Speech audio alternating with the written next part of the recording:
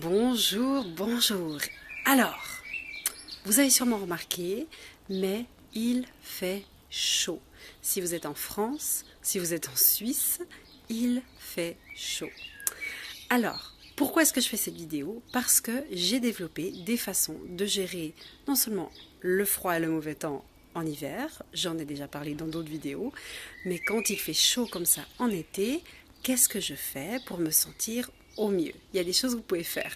Alors, premièrement, il y a les choses vraiment banales, style buvez beaucoup, recherchez l'ombre, recherchez là où il y a un courant d'air, etc. Allez vous rafraîchir dans l'eau, demandez à quelqu'un de vous gicler avec un tuyau d'arrosage, j'en sais rien. Hein, mais hydratez-vous, rafraîchissez-vous comme vous pouvez physiquement. Mais mentalement, vous pouvez aussi vous rafraîchir. Donc, qu'est-ce que je fais ?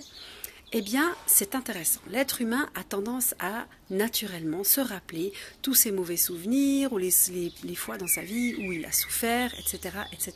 C'est naturel, c'est une sorte d'instinct de survie pour ne pas reproduire les mêmes erreurs. Mais ça nous rend franchement, la plupart du temps, pas service. Donc la plupart des gens, quand il fait chaud comme ça, ils vont se rappeler d'autres fois, à moins qu'ils adorent la chaleur. Ceux qui n'aiment pas trop la chaleur, ils vont se rappeler des fois où ils ont eu tout aussi chaud, où ils ont eu plus chaud. Et plus ils pensent à des fois où ils ont eu chaud, plus ils vont avoir chaud. Non seulement ça, plus vous vous concentrez sur votre ressenti physique de la chaleur, que vous pensez à ah, j'ai chaud ici, j'ai chaud dans mes bras, j'ai chaud dans le dos, ah je transpire, plus vous mettez votre attention là-dessus, plus vous allez le remarquer. Hein, c'est un filtre. Donc, deux choses que vous pouvez faire. Premièrement, rappelez-vous des fois où vous avez eu bon frais ou froid même quand il fait chaud.